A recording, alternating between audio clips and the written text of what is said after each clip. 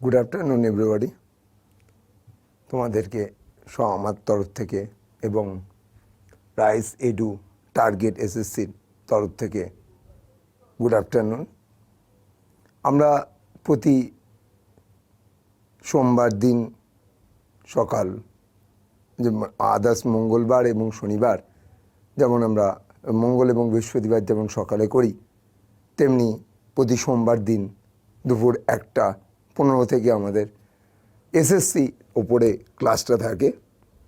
Target SSC অবশ্যই, এবং target এসএসসিতে আমাদের এখন যেটা আমরা ফোকাস করছি সেটা হচ্ছে কামিং যে সিএইচএসএল এক্সাম আছে, সেই সিএইচএসএল এক্সামের ওপরে আমাদের কিন্তু কাজ করতে হবে এবং সেখানে কিন্তু আমরা প্রশ্নগুলো কিন্তু প্র্যাকটিস করব এবং বিভিন্ন টাইপ নিয়ে আলোচনা করব।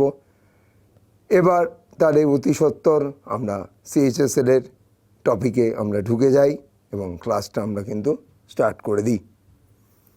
এবং আজকে আমরা যেটা দেখব সেটা হচ্ছে মোট জিকে এবং current affairs on SSC CHSL.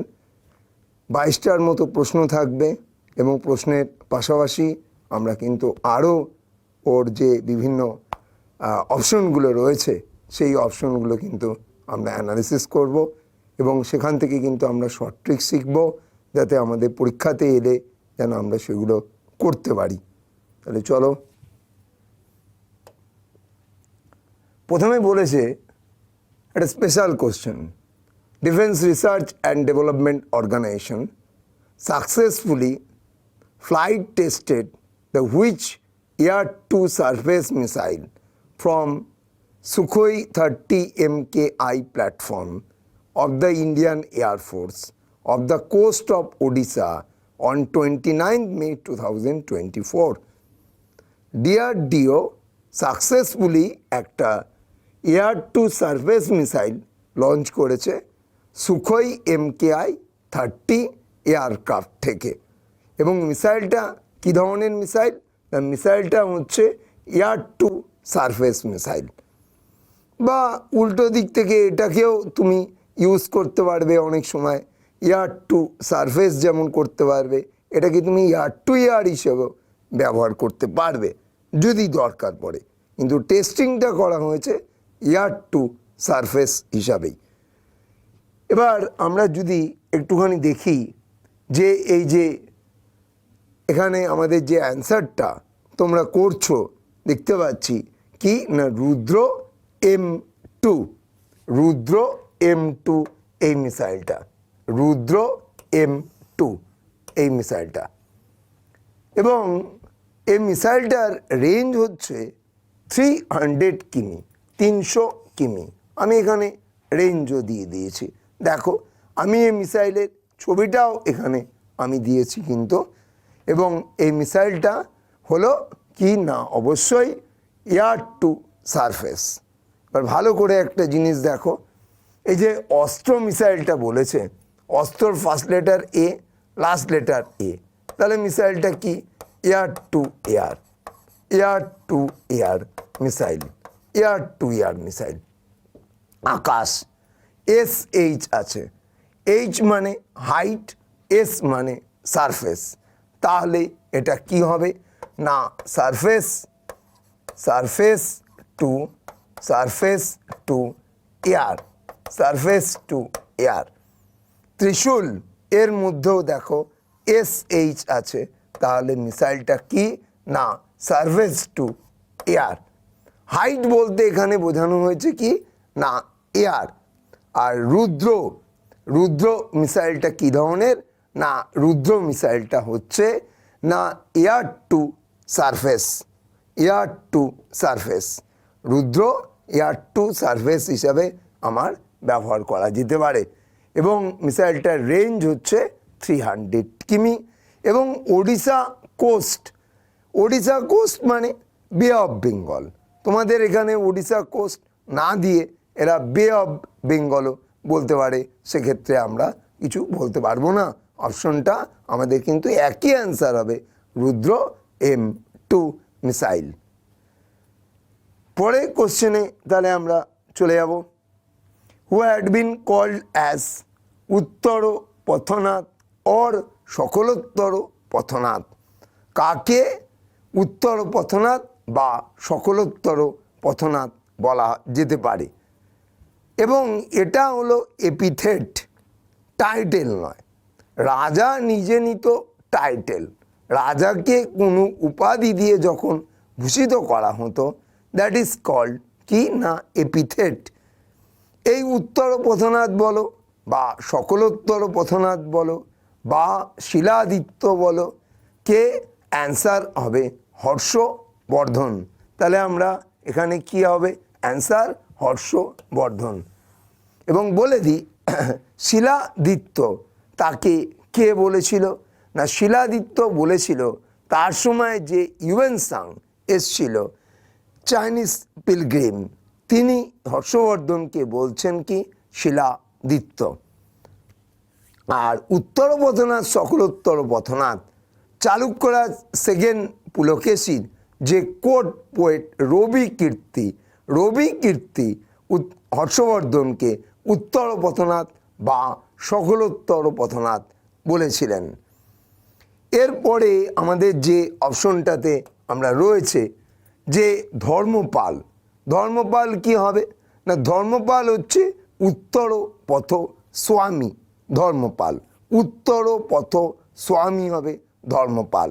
আবার ধর্মপালকে দেখবে কপার প্লেটে, তাকে কি বলা হয়েছে? পরম সৌগত। আবার ধর্মপাল কি না বিক্রমশীল দেব। এই যে আমরা বলি যে বিহারে বিক্রমশিলা মহাবিহার, এটাকে কে তৈরি করেছিলেন? না, অ্যান্সার কিন্তু হবে কি ধর্মপাল। আবার ধর্মপালকে আমরা বলতে পারি পরমেশ্বর পরম ভট্টকারক মহারাজাধিরাজ। তাহলে ধর্মপাল অপশনটা গেল। চন্দ্রগুপ্ত টুকে আমরা কি বলতে পারি? শকারি। কাদের দমন করেছিলেন? শকদের দমন করেছিলেন, যা পরবর্তী 50 বছরেও শকরা ভারত আক্রমণ করার সাহস দেখাতে পারেনি। আবার সমুদ্রগুপ্তকে আমরা কি বলতে পারি? তাকে মুদ্রাতে বীণাবাদনরত অবস্থাতে দেখা গেছে কবিরাজ। সমুদ্রগুপ্তের মা অর্থাৎ চন্দ্রগুপ্ত ফার্স্টের যে ওয়াইফ কে না কুমার দেবী, সেই কুমার দেবী ছিল লিচ্ছবি রাজবংশের কন্যা। তাই সমুদ্রগুপ্তকে আমরা বলতে পারি লিচ্ছবি দৌহিত্র বলতে পারি। তারপর সমুদ্রগুপ্তকে ভিনসেন্ট স্মিথ বলে গেছিল কি নেপোলিয়ান অফ ইন্ডিয়া। আবার সমুদ্রগুপ্তকে আমরা বলতে পারি সর্বরাজচ্ছেত্রা। এছাড়াও বলা যায় পরক্রমাঙ্ক সমুদ্রগুপ্ত। এই টাইটেলগুলো কিন্তু সমুদ্রগুপ্তের ক্ষেত্রে অ্যাপ্লিকেবল হবে। এবং আমাদের এটা কিন্তু খুব কমন প্রশ্ন, এবং এখানে অপশন অ্যানালিসিসটা ভালো করে দেখে রাখবে।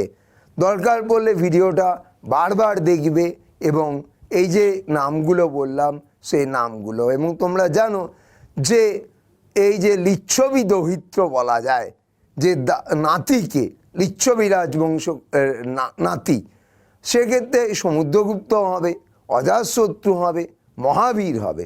তিনজনই কিন্তু লিচ্ছবি দৌহিত্র হবে। কেন না অজাতশত্রুর বাবা বিম্বিসার লিচ্ছবি রাজবংশের কন্যা চেল্লনাকে বিবাহ করেছিল। সেক্ষেত্রে তাহলে অজাতশত্রু এক্ষেত্রে কি হবে না লিচ্ছবি দৌহিত্রের মধ্যেই পড়বে। চলো নেক্সট। তাহলে এখানকার আমার যে অ্যান্সার সেটা হচ্ছে হর্ষবর্ধন আমরা নিলাম। Which of the following states the famous Kambala festival organized? Kambala তোমরা জানো পোঙ্গল হয়। পোঙ্গল লাস্টে কি আছে না, পোঙ্গল শব্দটার লাস্টে আমরা যদি দেখি যে এল আছে, তাহলে পোঙ্গলটা কি হবে না, পোঙ্গলটা হচ্ছে এগ্রিকালচার বেসড ফেস্টিভ্যাল। এগ্রিকালচারের ওপরে নির্ভর করে এই ফেস্টিভ্যাল পোঙ্গল। এবার আমরা একটুখানি দেখে রাখবো যে এই পোঙ্গলের যে থার্ড ডে, যে দিনটাকে আমরা বলি মাট্টু পোঙ্গল, এই মাট্টু পোঙ্গলের দিন কি হয় না তামিলনাড়ুতে জালিকাট্টু হয়। জালিকাট্টু হয়, তাহলে জালিকাট্টু টি আছে ইউ আছে, তাহলে ওটা তামিলনাড়ুতে হবে, পোঙ্গলের সঙ্গে যুক্ত, নো প্রবলেম। কিন্তু কর্ণাটকার ক্ষেত্রে আমরা এটা দেখতে পাবো কি না বাফেলো ট্যামিং। বাফেলো ট্যামিং, বাফেলো ট্যামিংটাকে আমরা কি বলবো কামবালা। কীরকম আমাদের অ্যান্সারটা না এই দেখো যে কামবালা আমাদের বলেছে কে এ লাস্টে এ, তাহলে কর্ণাটকারও কে এ লাস্টে এ। তাহলে আমি অনেকগুলো এক্সপ্লেনেশন আমি তোমাদেরকে দিলাম যে দেখে তুমি জালিকাট্টু তামিলনাড়ুতে হয় আর কামবালা কর্ণাটকাতে হয়, জালিকাট্টু বুল ট্যামিং এখানে বাফেলো ট্যামিং, এবং জালিকাট্টুর সঙ্গে পোঙ্গল যুক্ত, কামবালার সঙ্গে কিন্তু কোনো পোঙ্গল নয়। এবার তোমার প্রশ্ন, কর্ণাটকার লোকরা বা অন্ধ্রপ্রদেশের লোকরা বা তেলেঙ্গানার লোকরা তাদের নিউ ইয়ার ফেস্টিভ্যাল কি হিসাবে পালন করে না তাদের নিউ ইয়ার ফেস্টিভ্যাল হচ্ছে উগাদি। উগাদি হচ্ছে ওদের নিউ ইয়ার ফেস্টিভ্যাল, এটা কিন্তু মাথায় রাখবে। এটা অ্যাকচুয়াল বলা হয় যে উৎসবটা অন্ধ্রপ্রদেশে বিখ্যাত, সেই উৎসবটা অন্ধ্রপ্রদেশের সিস্টার স্টেট তেলেঙ্গানাতেও বিখ্যাত হয়। তাহলে এই প্রশ্নটার উত্তর আমাদের নিয়ে নিলাম কোথায় না কর্ণাটকা। এবং ভেরি রিসেন্ট 2024 দেখে 2023 ধরো 2023-তে আমরা যে কামবালাটা দেখেছিলাম প্রথম কোথায় হয়েছিল, বেঙ্গালুরুতে হয়েছিল এবং বড় আকারে হয়েছিল। অ্যাকচুয়াল তটবর্তী জায়গাগুলোতে এই কামবালাটা হয়ে থাকে, কিন্তু প্রথম 2023-এ এটা কোথায় দেখা হলো না বেঙ্গালুরুতে হলো, বেঙ্গালুরুতে হলো। এইটা একটুখানি মাথায় রাখবে। পরের জায়গাটা আমরা নেব, Hawa Mahal in Jaipur was build by Sawai Jai Singh, না সুরজমল সিং, না মহারাজা কুম্ভ, না আর মহারাজা প্রতাপ সিং। তাহলে এখানটা হবে কি না মহারাজা সোয়াই প্রতাপ সিং। মহারাজা সোয়াই প্রতাপ সিং হবে অ্যান্সার। কে না হাওয়া মহল। হাওয়া মহল কোথায় আছে না হাওয়া মহল রয়েছে জয়পুরে রয়েছে। আমরা দেখি হাওয়া মহল, এটাকে বলতে পারো the palace of breeze situated in Jaipur. কে তৈরি করেছিল 1799 মহারাজা সোয়াই প্রতাপ সিং। লালচাঁদ ওস্তাদ ওয়াজ দ্য আর্কিটেক্ট। কোন রাজা তৈরি করলোই, তার পাশাপাশি আমাদের আরেকটা প্রশ্ন দেয় এর আর্কিটেক্টকে, স্থপতিকে। ঠিক আছে, সেই আর্কিটেক্ট হচ্ছে আমাদেরকে না আর্কিটেক্ট একদম আমরা দেখলাম লালচাঁদ ওস্তাদ। লালচাঁদ ওস্তাদকে আমরা এখানে আর্কিটেক্ট হিসাবে পেলাম। হাওয়া মহল এই হচ্ছে দেখো রেড এবং পিঙ্ক স্যান্ডস্টোন দ্বারা তৈরি, রেড এবং পিঙ্ক স্যান্ডস্টোন দ্বারা তৈরি। সেই জন্য তুমি বলতে পারো জয়পুরকে রেড সিটি, জয়পুরকে বলতে পারো পিঙ্ক সিটি বলতে পারো, রেড সিটি বলতে পারো, জয়পুরকে পিঙ্ক সিটি বলতে পারো। জয়পুর শহরটা পুরোটাই প্রাচীর দ্বারা ঘেরা আছে, তা প্রাচীর দ্বারা ঘেরা আছে বলে এটাকে তুমি ওয়ার্ল্ড সিটি বলতে পারো। আবার জয়পুরের যে আর্কিটেকচার, সেই জন্য তুমি এটাকে কি বলতে পারো প্যারিস অফ ইন্ডিয়া বলতে পারো। আবার আমরা যদি দেখি যে জয়পুরের পটারি ইন্ডাস্ট্রি, পাকিস্তানের মুলতানের পটারি ইন্ডাস্ট্রি, সেই জন্য কি না বলা হয় মুলতান অফ ইন্ডিয়া। জয়পুরের যন্তর মন্তর স্বাভাবিকভাবে থাকবেই, জয়পুরের যে এ যন্তর মন্তরে যে এ হবেই। এবং যন্তর মন্তর তৈরি করেছিল কিন্তু সোয়াই জয়সিং টু, যিনি জয়পুর শহরটাও তৈরি করেছিলেন এবং এই জয়পুর শহরটার চিফ আর্কিটেক্ট ছিল একজন বাঙালি। সেই বাঙালির নাম হচ্ছে বিদ্যাধর ভট্টাচার্য। এটা আমরা একদম ভালো করে দেখব। আর এই হাওয়া মহল সম্পর্কে আমরা জানলাম। এবং মনে রেখো, Jaipur UNESCO world heritage city কত সালে? না 2020 সালে। ইউনেস্কো ওয়ার্ল্ড হেরিটেজ সাইট কত সালে? 2019-এ। এবং জয়পুরের যে যন্তর মন্তর সেটাও কিন্তু ইউনেস্কো ওয়ার্ল্ড হেরিটেজ সাইট, সেটা কত সালে? না 2010। তাহলে 3টে ইয়ারটাই আমাদের কিন্তু দরকার লাগবে। যন্তর মন্তর আরও 4টে জায়গায় আছে, কিন্তু 4টে জায়গায় যন্তর মন্তর কিন্তু নয়, ইউনেস্কো ওয়ার্ল্ড হেরিটেজ নয়। একমাত্র ইউনেস্কো ওয়ার্ল্ড হেরিটেজ হচ্ছে জয়পুরের যন্তর মন্তর।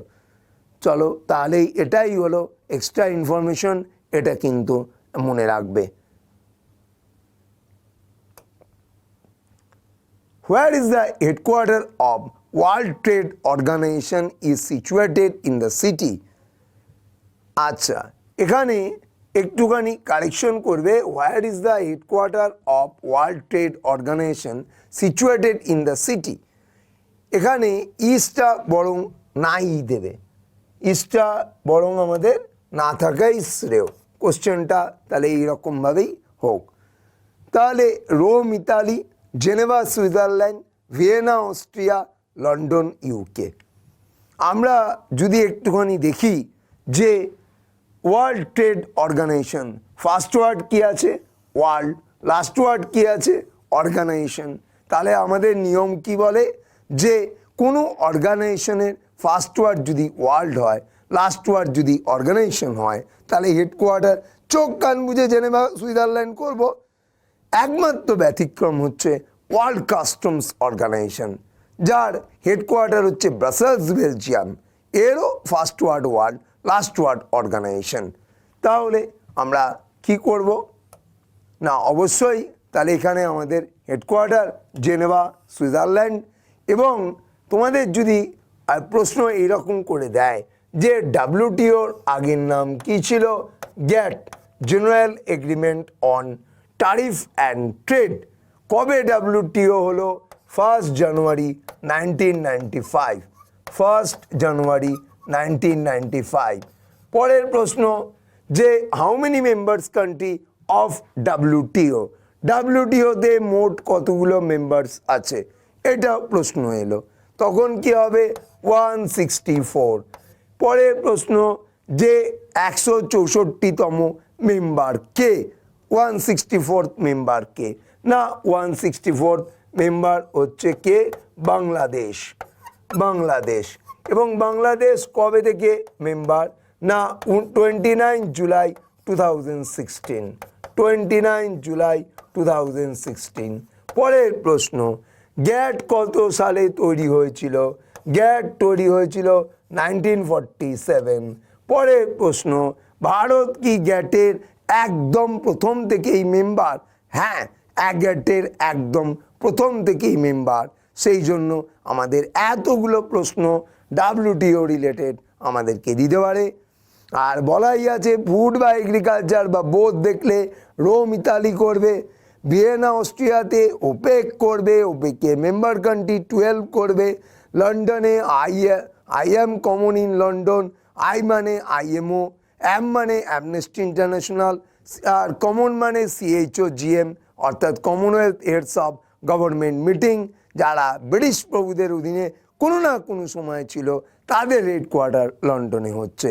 তাহলে এই যে আমরা এতগুলো এক্সট্রা ইনফরমেশন দেখলাম, এক্সট্রা ইনফরমেশন কিন্তু এক্সাম রিলেটেড, মনে রাখবে ভালো করে। এবং আমাদের CHSL এর কিন্তু এটা একটা খুব গুরুত্বপূর্ণ পার্ট, এই জায়গাগুলো। Durand cup is associated with sports. একদম চোখ কান বুঝে বলা যায় যে ডুরান্ড কাপ ফুটবলের সঙ্গে যুক্ত, ডুরান্ড টুর্নামেন্ট। এবং মনে রেখো ডুরান্ড হচ্ছে ইন্ডিয়ার মধ্যে সবচেয়ে ওল্ডেস্ট ফুটবল টুর্নামেন্ট। কত সাল? সালটা হচ্ছে 1888। প্রথম কোথায় খেলা হয়েছিল? না, সিমলাতে খেলা হয়েছিল। তৎকালীন সিমলা বলে হিমাচল প্রদেশ বলে কিছু ছিল না, সিমলা বলবে। পরবর্তীকালে তুমি সিমলাকে করেছো summer capital of the Himachal Pradesh, তুমি ধর্মশালাকে করেছো winter capital of Himachal Pradesh. এবং আমরা দেখলাম যে গত বছর 2023 সালে এই ডুরান্ড কাপ কে জয়লাভ করলো? না, মোহনবাগান। কাকে হারিয়ে জয়লাভ করলো? না, ইস্ট বেঙ্গল। সবচেয়ে বেশি ডুরান্ড কাপ জয় করে আছে কে? না, মোহনবাগান। তাহলে এটা তো আমাদের ইজিলি আমরা বলতে পারি। এবং 132nd ডুরান্ড কাপ ছিল এখানে। তাহলে এইভাবেই আমরা অ্যান্সার করব। এবং ডুরান্ড কাপটা হয়েছিল ইন্ডিয়ার মধ্যে সবচেয়ে লার্জেস্ট ক্যাপাসিটেড কি বলবো ফুটবল স্টেডিয়াম, তার নাম কি? বিবেকানন্দ যুব ভারতী ক্রীড়াঙ্গনে হয়েছিল। তাহলে এটাই হলো ফুল ম্যাটার ডুরান্ড কাপ সম্পর্কে। এর বাইরে আর কি দিতে পারে? Durand cup equal to the world FA cup. FA cup start হয়েছিল 1871-72, ইংল্যান্ড। 2023-এ তোমরা এফএ কাপের উইনার দেখেছো কে? Manchester city. কাকে হারিয়েছিল? ম্যানচেস্টার ইউনাইটেডকে হারিয়েছিল। তাহলে এইভাবেই আমাদেরকে মনে রাখতে হবে, এই সংক্রান্ত এক্সট্রা ইনফরমেশনগুলো আমাদেরকে গ্যাদার করতে হবে। চলো পরের কোশ্চেনে আমরা চলে যাই। পরের কোশ্চেন আমাদের রয়েছে, who said the following words Inquilab Zindabad? Mangal Pandey, Bhagat Singh, Hasrat Mohani, Subhash Chandra Bose. Who said বলেছে, তাহলে আমরা অ্যান্সার কি করব? অ্যান্সার করব অবশ্যই ভগৎ সিং। কিন্তু এটাকে যদি বলতে পারি কয়েন্ড বাই হচ্ছে হজরত মোহানি। এটা হচ্ছে হজরত মোহানির ক্ষেত্রে কয়েন্ড বাই, যে কয়েন করেছিল। এবং তোমরা এটাও জানো যে ইনকিলাব জিন্দাবাদ এই যে ভগৎ সিং বলছে, আর মোদি সরকার আসবার পর 23 মার্চ কি করা হয়েছে? না, ন্যাশনাল মার্টিয়ার ডে। কেন? 1931-এর 23 মার্চ ভগৎ সিং সুখদেব রাজগুরুর হ্যাং টু ডেথ হয়েছিল লাহোর সেন্ট্রাল জেলে। তার আগে পর্যন্ত আমরা কি পালন করতাম? আমরা পালন করতাম যে 30 জানুয়ারি ন্যাশনাল মার্টিয়ার ডে। গান্ধীজি মরে গেল হে রাম বলে। কোথায় মরল? গিয়ে বিড়লা ভবন বা বিড়লা সদন, আজকে তার নাম হয়েছে গান্ধী সদন, তাই না? আর মোদি সরকার আসবা 2014 সালে, যখন 2015 সালে থেকে আমরা 23 মার্চও ন্যাশনাল মার্টিয়ার ডে পালন করলাম।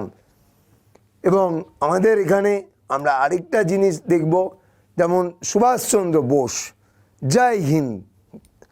জয় হিন্দ তার কয়েন্ড বাই কী হবে? সেন বগড়ামন পিল্লাই। কিন্তু সুভাষচন্দ্র বোস জয় হিন্দ তাকে জনপ্রিয় করলো, পপুলারাইজড করলো। তাহলে এই জায়গাগুলো আমাদেরকে কিন্তু ভালো করে দেখতে হবে। এবং আমাদের এখানে ইনকিলাব জিন্দাবাদ দিয়ে কিন্তু অনেকবার প্রশ্ন দেয়। CHSL শুধু নয়, CGL, MTS সব জায়গায় কিন্তু এই প্রশ্নটা কিন্তু অতি প্রাসঙ্গিক। তাহলে আমরা 7 নম্বর কোশ্চেনে চলে যাব। শোর temple is located in which of the following place? Kanchipuram, Madurai, Mahabalipuram, Tanjore. প্রথমেই আমি একটা জায়গায় একটু এক্সট্রিমলি সরি, মহাবলীপুরমের বর্তমান নাম হচ্ছে মামল্লপুরম। মহাবলীপুরমের বর্তমান নাম মামল্লপুরম। এবং এই মামল্লপুরম বা মহাবলীপুরমকে আমরা বলে থাকি the land of 7 pagodas. The land of 7 pagodas, এটা একদম তামিলনাড়ুতে আছে। এবং শোর টেম্পল আর রথ টেম্পল বা চ্যারিয়ট টেম্পল বলা হয়। রথ টেম্পল বা চ্যারিয়ট টেম্পল বলা যায়। এবং আমরা যদি দেখি যে চ্যারিয়ট বা রথ টেম্পেল মহাবলীপুরমে তৈরি করেছিল নরসিংহ বর্মন 1, আর নরসিংহ বর্মন 2 তৈরি করলো কি শোর টেম্পল। কি করে না, চ্যারিয়টের ফার্স্টে কি আছে সি, রথের ফার্স্টে কি আছে না, রথের ফার্স্টেও আছে আর, আর এস মানে শোর এস আছে, তাহলে সি বা আর নরসিংহ বর্মন 1 এর ক্ষেত্রে আর নরসিংহ বর্মন 2 এর ক্ষেত্রে হচ্ছে কি না শোর। তাহলে নরসিংহ বর্মন 2 তৈরি করেছিল এই শোর টেম্পল। কোথায় না মামল্লপুরম বা মহাবলীপুরম, তামিলনাড়ু। এখানটা কারা না পল্লব ডায়নেস্টির এরা রাজা। তাহলে এইখানটা কিন্তু আমাদের এই যত রকম অ্যাসপেক্টে এখানে প্রশ্ন দিতে পারে আমি তোমাদেরকে বলে দিলাম। পরের কোশ্চেন আমরা যাব, Govindan Kutty associated with which classical dance of India? Bharatanatyam, Mohiniyattam, Kathak, Kathakali. Govindan Kutty, তাহলে আমরা অবশ্যই কুট্টির দিকে এগোবো। তাহলে এই দুটো অপশন আমরা কেটে দিলাম, যে এই দুটো অপশন কখনোই থাকবে না, এই দুটো অপশন কখনোই থাকবে না। তাহলে কাজ করতে হবে আমাদেরকে কে না এই দুটো অপশন নিয়ে, কত্থক আর কথাকলি নিয়ে কাজ করতে হবে। এবং এখানে অ্যান্সার যেটা হবে সেটা হচ্ছে কথাকলি। এবং আমি একটু বলি, কলি বা কালি যদি আমরা পাই তাহলে চোখ কান বুঝে কী করি আমরা কেরালা, এর স্বাদের ভাগ হবে না, ফার্ম বিস্কিট একদম লক কিয়া যায়, এই স্বাদের কোনো ভাগ হবে না। যে কলি বা কালি থাকলেই কি হচ্ছে কেরালা, সে কথাকলি হোক, কায়কট্টি কালি হোক, কোল কালি হোক বা কালি আট্টমই হোক, কালি মানে কেরালা। আরেকটা জিনিস আমরা যদি দেখি যে কথাকলি একমাত্র ক্লাসিক্যাল ডান্স যেটা অনলি মেল পার্সনরা নাচতে পারে, কিন্তু যে কোনো জিনিসেরই ব্যতিক্রম আছে, সেটা ব্যতিক্রমটা কথাকলির ক্ষেত্রেও অ্যাপ্লিকেবল। কথাকলিতেও রাগিনী দেবী আছে এবং বিক্রম সারাভাইয়ের ওয়াইফ মৃণালিনী সারাভাই আছে, যারা মহিলা হয়েও কথাকলি ডান্স করেছেন। তাই আমরা কি করব, কথাকলি ডান্সের ক্ষেত্রে গোবিন্দন কুট্টি তো করবই, যত ছেলের নাম আছে তত করবই, তাছাড়া আমরা দুটো মহিলার নাম করতে পারবো। যে দুজন মহিলার কে কে না, একজন হচ্ছেন মৃণালিনী সারাভাই, আরেকজন রাগিনী দেবী। এই দুজন হলেন কি না কথাকলি ডান্স করেছিলেন। এবং আরেকটা প্রশ্ন আমাদেরকে খুব দেয় যে কথাকলি ডান্সকে dedicated to the which god, না Kathakali dance dedicated to the god Krishna. Kathakali dance dedicated to the god Krishna, কৃষ্ণকে এ করা হয়, ডেডিকেটেড করা হয়। এরপরে তোমাদের একটা প্রশ্ন যে স্যার উদয় শঙ্কর এটা উনি কি কথাকলি করতেন? হ্যাঁ করতেন, কিন্তু উদয় শঙ্কর পরবর্তীতে কথাকলি থেকেও ফিউশন ডান্সের উপরে বেশি জোর দিয়েছেন।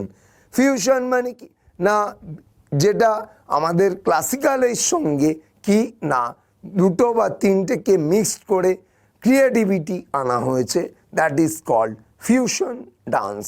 এই ফিউশন ডান্সের জন্য কিন্তু উদয় শঙ্কর বিখ্যাত। তাহলে আর আরেকটা কথা আমি একটু বলি, যেমন কেরালাতে তুমি কথাকলি অনলি ফর মেন দেখেছো, আবার ফিমেলদের ক্ষেত্রে তুমি কোথায় দেখবে না ফিমেলদের ক্ষেত্রে দেখবে মোহিনী আট্টম। কেন? মোহিনী হচ্ছে বিষ্ণুর একমাত্র নারী অবতার এবং আট্টম মানে হলো বডির গেস্চার বা মুভমেন্ট, এবং মোহিনী আট্টম অনলি ফর ফিমেল। এখানে সব ফিমেল। এই মুহূর্তে দাঁড়িয়ে মোহিনী আট্টমের সবচেয়ে বড় শিল্পী হলেন হেমা মালিনী। আর আমরা যদি একটুখানি দেখি যে গোবিন্দন কুট্টির ক্ষেত্রে আমরা যদি একটুখানি দেখে নিই যে এক্ষেত্রে কথাকলি হলো, আর উনার ওয়াইফ যে কী হবে, থাঙ্কমণি কুট্টি। থাঙ্কমণি কুট্টি হচ্ছেন কি না, থাঙ্কমণি কুট্টি ভারতনাট্যমের সঙ্গেও যুক্ত। যদি ভারতনাট্যম না থাকে তখন মোহিনীআট্যমেও থাঙ্কমণি কুট্টি করতে পারবে। পরের কোশ্চেন, একটুখানি সিস্টেমেটিক গন্ডগোল হয়েছে নাম্বারিংয়ে। Who design the gateway of India which is located in Mumbai? F W. Steven, William Emerson, Nek Chand, George Wittet. কি হবে না, উইলিয়াম এমারসন হবে। এখানে কি আছে, গেটওয়ে অফ ইন্ডিয়া। তাহলে আমরা যদি একটুখানি দেখে নিই না, প্রথমেরটা হচ্ছে ছত্রপতি শিবাজি মহারাজ টার্মিনাস, সেকেন্ডেরটা হচ্ছে Victoria memorial hall, Victoria memorial hall, Victoria memorial hall. তারপরেরটা হচ্ছে Nek Chand rock garden, rock garden. Rock গার্ডেনটা কোথায় আছে না, রক গার্ডেন চণ্ডীগড়ে আছে, চণ্ডীগড়। আর এখানে বলেছে কি গেটওয়ে অফ ইন্ডিয়া, ভালো করে বুঝে নাও, গেট জি, ওয়ে ডাব্লিউ। তাহলে ভদ্রলোকের নাম কি, জর্জে জি, উইটেটেড ডাব্লিউ। তাহলে আমার অ্যান্সার কি হলো, ডি। এইভাবে আমি অ্যান্সার বার করে দিলাম, জর্জ উইটেট। এবং কোথায় না, একদম রয়েছে কোথায় না, মুম্বাইতে রয়েছে। এবং তোমাদের এর আগেও আমি ব্যাংকের নিয়ম শিখিয়ে দিয়েছিলাম, লাস্টে অফ ইন্ডিয়া যদি থাকে সেক্ষেত্রে এসআইডিবিআই ছাড়া সব ব্যাংক বা ন্যাশনালাইজ ব্যাংক বা পাবলিক সেক্টর ব্যাংকের হেডকোয়ার্টার কোথায় হয়, মুম্বাইতে হয়, এটা তোমরা জানো। Which Indian state government has launched the 3-day survey of the Nilgiri Thor, which is the state iconic animal? Karnataka, Tamil Nadu, Uttar Pradesh এবং আসাম। এখানটা কোশ্চেনের যেহেতু একটু সিকোয়েন্সের গন্ডগোল হয়েছে, তাহলে এক্সট্রা আরও দুটো কোশ্চেন আমাদের অ্যাড হয়ে গেছে, ভালোই তো হয়েছে। যত বেশি কোশ্চেন করব তত বেশি আমরা লাভবান হব। তাহলে কি হবে, থর। তাহলে নীলগিরি থর, তাহলে টি এ আছে, তাহলে টি এ দিয়ে কে হবে, টি এ দিয়ে হবে তামিলনাড়ু। তাহলে আমাদের হয়ে গেল নীলগিরি থর। এই দেখো, project Nilgiri tahr, initiative aim to conserve and protecting the Nilgiri tahr species. তাহলে এটা তামিলনাড়ুতে হলো। পরের question, the UN human rights commission as its headquarter in. আমরা দেখেছি যে কোনো অর্গানাইজেশনের মধ্যে যদি হিউম্যান রাইটস বা রিফিউজি বা রেড ক্রস যদি থাকে, তাহলে চোখ কান বুঝে কী করি আমরা, জেনেভা সুইজারল্যান্ড করি। তাহলে এখানে হিউম্যান রাইটস আছে, তাহলে হেডকোয়ার্টার কি করব, অবশ্যই তাহলে আমরা জেনেভাতে যাব। জেনেভা হবে আমাদের অ্যান্সার। ওয়াশিংটন পড়ে আছে, ওয়াশিংটনের ডাব্লিউ, ওয়ার্ল্ড ব্যাংকের ডাব্লিউ, ওয়ার্ল্ড ব্যাংকের ডাব্লিউ। আর প্যারিসে কে আছে, প্যারিসে আছে ইউনেস্কো আছে, ইউনেস্কো রয়েছে। আর কে আছে, ওইসিডি আছে, organisation of economic cooperation and development. লন্ডনে কে আছে, আইএমও আছে। তারপর কে আছে, সিএইচও জিএম আছে। আর কে রয়েছে লন্ডনে না, তোমার অ্যামনেস্টি ইন্টারন্যাশনাল রয়েছে। এগুলো লন্ডনে আমরা পেয়ে যাই। তাহলে আমাদের এখানকার অ্যান্সার আমরা করে নিলাম জেনেভাতে অবস্থিত। এবং তোমাদের বলাই আছে যে হিউম্যান রাইটস দেখো বা রিফিউজি দেখো বা রেড ক্রস দেখো, চোখ কান বুঝে হেডকোয়ার্টার জেনেভা সুইজারল্যান্ডে করবে। পরে question, who wrote the play Abhijnana Shakuntalam. তাহলে একদম চোখ কান বুঝে হবে কালিদাস। এবং এটা কিন্তু প্লে, এটা কিন্তু নাটক, এটা কিন্তু কোনো উপন্যাস নয়। তোমাকে যদি বলে দুষ্মন্ত শকুন্তলা কে লিখেছিল, বিদ্যাসাগর। তোমাকে যদি বলে শকুন্তলা কে লিখেছিল, তবে অবনীন্দ্রনাথ টেগোর। সেখানে কিন্তু শকুন্তলাটা নোবেল, এখানে কিন্তু প্লে। এখানটার নাম হচ্ছে অভিজ্ঞান শকুন্তলম, মালবিকাগ্নিমিত্রম, বিক্রমভাসিয়াম। এই তিনটে প্লেই হচ্ছে একদম কার না, আমাদের হর্ষবর্ধনের লেখা, সরি কালিদাসের লেখা। এবং কোন ভাষায় লেখা, সংস্কৃত ভাষায় লেখা। সরি, এক্সট্রিমলি সরি, এটা কালিদাস হবে। হ্যাঁ, এটা কিন্তু মনে রেখো। কোর্সে ভর্তি চলেছে, ডেসক্রিপশন বক্সে দেওয়া লিঙ্কের ফর্মটা পূরণ করে অতি সত্বর তোমরা কিন্তু রাইজের ক্লাসগুলোতে জয়েন করো, যে ক্লাসগুলোতে আমি তো এখানে ট্রিক্স বলছি, এসএসসি সিএইচএসএল এর ক্লাসগুলোতে আমি পুরো ক্লাসটা সব কটা কোশ্চেন ট্রিক্সের মাধ্যমে কমপ্লিট করা শিখিয়ে দিই। সেই জন্য রাইজে আসতে তোমাকে হবেই এবং চান্স পেতেই হবে, এবং ভাববে যে এটাই আমার শেষ বছর এবং এটাতে আমাকে পেতেই হবে, এই ধারণা নিয়ে, এই মোটিভেশন নিয়ে তোমরা অতি সত্বর রাইজে আসো এবং ক্লাস করো এবং তাড়াতাড়ি চাকরি পাও। এটা লং টাইম প্রসিডিওর নয়, কিন্তু শর্ট টাইম প্রসিডিওর, এবং তোমরা অতি সত্বর চাকরি পাবে। Which city overtook Beijing as Asia's billionaire capital in 2000? Overtook Beijing. Mumbai, New York, London, Shanghai. It overtook Beijing as Asia's billionaire capital in 2024. তাহলে অ্যান্সার কী হবে? না, অ্যান্সার হচ্ছে মুম্বাই। তোমরা দেখেছো 38 ফোর্বস রিচেস্ট লিস্টে কাকে দেখেছো? 1 থেকে 10-এর মধ্যে কাকে দেখেছো? মুকেশ আম্বানিকে দেখেছো। 17 নম্বর স্থানে কাকে দেখেছো? গৌতম আদানিকে দেখেছো। 39তম স্থানে কাকে দেখেছো? শিব নাদারকে দেখেছো। 46-এ কাকে দেখেছো? না, সাবিত্রী বাই জিন্দালকে দেখেছো। তাহলে বিলিয়নার্স ক্যাপিটাল অবশ্যই মুম্বাই। সেই জন্য লোকে বলে ড্রিমলেস সিটি। কারি অর্থ উপার্জন করতে পারবো, maximum city, finance capital of India. তাহলে তো এগুলো তো মুম্বাইয়ের ক্ষেত্রেই অ্যাপ্লিকেবল। তাহলে বেজিংকে টপকে গিয়ে এশিয়ার মধ্যে বিলিয়নার্স ক্যাপিটাল হয়ে গেল কে? মুম্বাই হয়ে গেল। পরের question, Amsterdam situated on the bank of which river? তাহলে আমস্টারডামের সঙ্গে কি মেলে? এএমএস ও টিও মিলে যাবে, তাহলে তো অ্যামসেল হতে বাধ্য। অ্যামসেল হতে বাধ্য এটা। তাহলে আমাদের অ্যান্সারটা কি হলো? না, আমাদের অ্যান্সারটা অ্যামসেল হলো। সুমিদা কোথায়? না, সুমিদা হচ্ছে টোকিও। টোকিও মানে জাপান। আর আরেক যদি অপশন আছে সিন, কী হবে? না, সিন হচ্ছে প্যারিস। প্যারিস কোথায়? না, ফ্রান্সে। আর আরেকটা অপশন কি আছে? মস্কোভা। তাহলে কার সঙ্গে মিল পাও? মস্কোর সঙ্গে মিল পাও। তাহলে মস্কো কোথায়? না, রাশিয়াতে। এটা তো একদম আমি দেখলে অ্যান্সার করে দিলাম। এই অ্যামসেলের সঙ্গে তোমরা মিলটা পেয়ে গেলে কার? না, আমস্টারডামের মিল পেলে। আমস্টারডামটা কোথায়?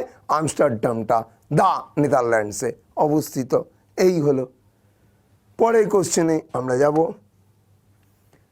Bhagoria is a well-known dance of the Bhils, a large tribe of the Jhabua district in. তাহলে আমাকে বলেছে ভাগোরিয়ারা ভিল সম্প্রদায়। তাহলে ভিল আমরা কোথায় দেখতে পাই? এখানের মধ্যে মহারাষ্ট্র, হিমাচল প্রদেশ, মধ্যপ্রদেশ, হরিয়ানা। তাহলে আমরা তো ভিলকে মধ্যপ্রদেশেই পাই। ভিলকে তো আমরা মধ্যপ্রদেশেই পাই, আমাদের ছত্তিশগড় অপশনে নেই। তাহলে আমার এই ডান্সটা কোথাকার ডান্স হবে? না, মধ্যপ্রদেশ হতে বাধ্য। তাহলে এই ভিল ভাগোরিয়াটা হচ্ছে মধ্যপ্রদেশ। এবং ভাগোরিয়া কোথা থেকে? না, ভিল। তাহলে দেখো বিএইচ, তাহলে দুটোই বিএইচ। তাহলে বিএইচ ম্যাচ করলো। ভাগোরিয়া কাদের নৃত্য হবে? তাহলে ভিলের নৃত্য হবে, গন্ডের নৃত্য হবে না, বা চাকমার নৃত্য হবে না, বা তোমার আদার্স টাইপ ওয়ানচুর নৃত্য হবে না, চেঞ্চুর নৃত্য হবে না, একমাত্র ভিলেরই নৃত্য হবে। তোমাকে এখানে যদি বলে যে ইন্ডিয়ার মধ্যে বিগেস্ট টাইপ কি, এ দেখো শিখে নাও যে এই আমরা বলি বিগেস্ট, BIGGEST, বিগেস্ট। তাহলে BI তার মানে ভিল, BHILL, G মানে হচ্ছে গোন্ড, আর ST মানে হচ্ছে সান্থাল। তাহলে ইন্ডিয়ার মধ্যে সবচেয়ে বড় টাইপ কে? ভিল। সেকেন্ড লার্জেস্ট কে? গোন্ড। থার্ড লার্জেস্ট কে? সান্থাল। তাহলে এইরকম করেই বার করবো। কতক্ষণ লাগে? এই ফর্মুলা তোমাদের আরও আমি ক্লাসের মধ্যে দেখাই, যেগুলোর মাধ্যমে তোমরা আরও তাড়াতাড়ি নিজেদের প্রিপারেশন রেডি করে রাখতে পারবে। 14 নম্বর কোশ্চেনে চলে যাব।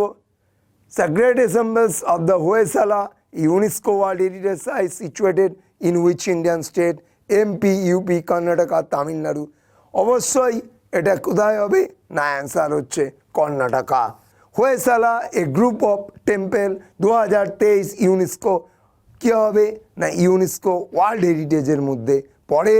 তোমরা জানো চেনাকেশব, বেলুর, সোমপুরি এই তিনটে জায়গা, এই যে মন্দিরের যে স্থাপত্য না নাগারা না দ্রাবিডিয়ান হোয়সালা স্টাইল মেনটেন করা হয়, সেই জন্য ইউনেস্কো ইন্ডিয়ার এটাকে কি বলেছে না 42nd UNESCO world heritage site in India. এবং তোমরা জানো 34C 7N1M মানে ইন্ডিয়াতে 34টা কালচারাল, 7টা ন্যাচারাল, একটা মিক্সড ইউনেস্কো ওয়ার্ল্ড হেরিটেজ রয়েছে। তাহলে ইজিলি আমরা এ করতে পারবো। পরেরটা আমরা কোশ্চেনে চলে যাব। Name the author of the famous book my experiments with truth. তাহলে কী হবে অ্যান্সার না অবশ্যই MK গান্ধী হবে। আর যদি বলতো মাই এক্সপেরিমেন্টস উইথ ট্রুথ না দিয়ে বলতো মাই ট্রুথ, তাহলে মাই ট্রুথ হচ্ছে গান্ধীজির সিস্টার মানে ডটার ইন ল। তা ডটার ইন ল কে গান্ধীজির? অবশ্যই ইন্দিরা গান্ধীর হচ্ছে মাই ট্রুথ, আর গান্ধীজির মাই এক্সপেরিমেন্টস উইথ ট্রুথ। তার মানে বুঝতে হবে গান্ধীজি এক্সপেরিমেন্ট করেছিল, ইন্দিরা গান্ধী এক্সপেরিমেন্ট করেনি। পরে কোশ্চেনে যাব। Which of the following was the first site from the Indian Railways to be inducted as the UNESCO World Heritage Site?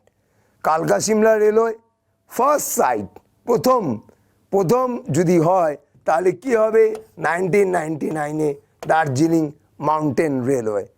কালকা সিমলা এটা হচ্ছে 2008-এ UNESCO world heritage. Mumbai Chhatrapati শিবাজি টার্মিনাস 2005-এ 2005-এ। আর নীলগিরি মাউন্টেন রেলওয়েজ ছত্রপতি শিবাজি টার্মিনাস 2004 করো, আর নীলগিরি করো 2005 2005। এটা 2004, এটা 2005, এটা 99, এটা 2008। এইটা আর এইটা একটাই ইউনেস্কো ওয়ার্ল্ড হেরিটেজের মধ্যে আসে। সেটা কি না mountain railway of India. Mountain railway of India এটা একটার মধ্যেই আসে। অতএব রেলের আন্ডারে কটা ইউনেস্কো ওয়ার্ল্ড হেরিটেজ সাইট? দুটো। একটা হচ্ছে কি না মাউন্টেন রেলওয়ে অফ ইন্ডিয়া, আরেকটা হচ্ছে ছত্রপতি শিবাজি মহারাজ টার্মিনাস। আগে কি বলতে ভিক্টোরিয়া টার্মিনাস, নাম পরিবর্তন করে কি বললে ছত্রপতি শিবাজি টার্মিনাস, তারপরে আবার নাম পরিবর্তন করে কি বললে ছত্রপতি শিবাজি মহারাজ টার্মিনাস। এই হলো দেখো আমাদের দার্জিলিং মাউন্টেন রেলওয়ে প্লাস আমাদের নীলগিরি মাউন্টেন রেলওয়ে বিভিন্ন ছবি। এবং আমরা জানি যে এই দার্জিলিং মাউন্টেন রেলওয়ে এটা ন্যারো গেজের উপর দিয়ে রান করে। 1999 এটা ইউনেস্কো ওয়ার্ল্ড হেরিটেজ হিসাবে বিবেচিত হয়। এই দেখো 2 ডিসেম্বর 1999 আমি একদম করে দিয়েছি, সাল উল্লেখ করে দেওয়া আছে যেটা যাতে তোমাদের সুবিধা হয়। 2005 UNESCO world heritage Nilgiri mountain. 2008 কালকা Shimla. Bibi ka Maqbara in the Indian state. তাহলে বিবিকা মকবরা আজম শাহ করলো, ঔরঙ্গজেবের বড় ছেলে করলো। কোথায়? এটা ঔরঙ্গাবাদ। ঔরঙ্গাবাদের বর্তমান নাম কি? সম্ভাজিনগর। তাহলে ঔরঙ্গাবাদ বলো বা সম্ভাজিনগর কোথায়? তাহলে অবশ্যই এটা মহারাষ্ট্রে হবে। তাহলে বিবিকা মকবরা তো সোজাভাবে আমরা অ্যান্সার করতে পারি। এখানে তো আমাদের MP আছে। আচ্ছা MP যদিও থাকে আমাদের কোনো প্রবলেম নেই। তাহলে MAR তাহলে বা RA, তাহলে RA বা RA মিলে যাচ্ছে, আবার MAও মিলে যাচ্ছে। তাহলে আমাদের তো অ্যান্সার একদম মিলে যায়। তাহলে মহারাষ্ট্র ছাড়া আমরা বিবিকা মকবরা চিন্তাই করতে পারি না। বিবিকা মকবরা জন্মই হয়েছিল মহারাষ্ট্রেতে থাকবার জন্য। দেখো নামের মধ্যে এত তুমি মিল পাবে। পরের 19 number question. Name the author of the famous book the life divine. The life divine কার দেখছো? অরবিন্দ ঘোষ। অরবিন্দ ঘোষের দেখেছো সাবিত্রী, এসে অন গীতা দেখেছো, নিউ ল্যাম্পস ফর ওল্ড দেখেছো। তাহলে কার? না অরবিন্দ ঘোষের? তাহলে আমাদের এখানে কি অ্যান্সার হলো? অরবিন্দ ঘোষ অ্যান্সার হলো। আর যদি বলে যে এসে অন গীতা, তো বললো অরবিন্দ। আর যদি বলে গীতা রহস্য, তাহলে হবে বাল গঙ্গাধর তিলক। আর যদি বলা হয় এসে অন গীতা, তাহলে হবে অরবিন্দ ঘোষ।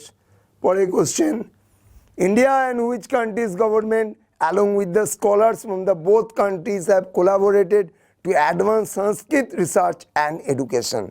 তাহলে উত্তরাখণ্ডের ল্যাঙ্গুয়েজ কি? না সরকারি ল্যাঙ্গুয়েজ হচ্ছে সংস্কৃত।